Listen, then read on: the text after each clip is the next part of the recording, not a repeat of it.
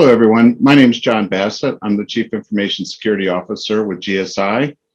Today, I'd like to talk a little bit about passwords and browsers together. If you're like me, over the years, you've gone to many different websites, you've registered your ID with an email address and put in a password. At some point in time, one of those sites could potentially get hacked.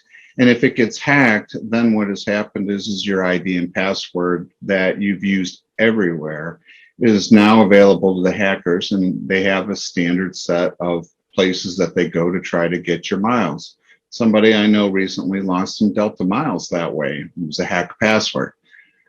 So what I'm going to do is show you, by example, some of the browser settings that you can use. There's password checkers to see if any of your IDs have been leaked. And if they do, it'll give you an opportunity to make a change. Go in and change the password. So I'm going to go ahead and share my screen with you. And we're going to go in and make some changes in Edge, and also we'll get into Chrome. So I have Edge open right here. In the upper right-hand corner is the settings button. Click on the settings, or the ellipsis, go to settings, and then the very first thing that you'll see is a list of things about your profile. I was already signed in, so click on passwords. Uh-oh, I've got a leaked password. So you'll notice that Edge will automatically check for leaked passwords, and you can turn that feature off, but I'd suggest leaving it on. It's extremely useful. So I'll click on the button, and you'll notice that at one point in time I signed on to Spectrum. I used a username. It was an old email address. We haven't used that here in almost 10 years.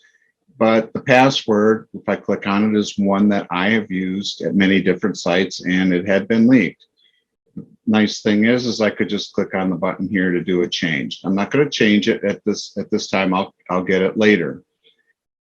One of the things I recommend is, first off, when you change a password, change it to something that is either a phrase that you know, or use a strong password generator.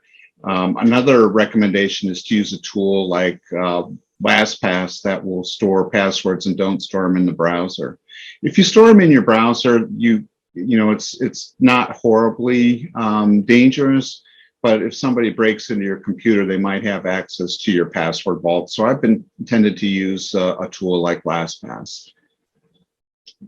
So I'll get rid of this, and I'll go over to Chrome, click on my link, and then I'll go up here in the upper corner here, and I'll go to settings. So these are vertical ellipses instead of horizontal. Go to settings, and Chrome is a little bit harder. You have to click on the security and privacy. And the nice thing is they have a little button here to check to see if there have been any breaches. So you can kind of control when it looks for it. Uh-oh, I've got one compromised password and 46 weak passwords. So those weak passwords, is something that Google uses to determine if they consider it a weak. So let's click the review button, and you'll see I've got this strange website, NetSolHost, and that's for a website, and you could click on the change password and it'll go to the website. So this was just a quick overview. It can take hours to rectify these. When I first went into these individual sites, it was taking it probably took me close to 8 hours to fix the leaked passwords for Chrome and Internet Explorer, because I've been on the internet since the 1990s and I'd shared many passwords. I probably had 75 sites to correct. So I want to thank all of you for listening today, and hopefully that helps you, and good luck changing your passwords.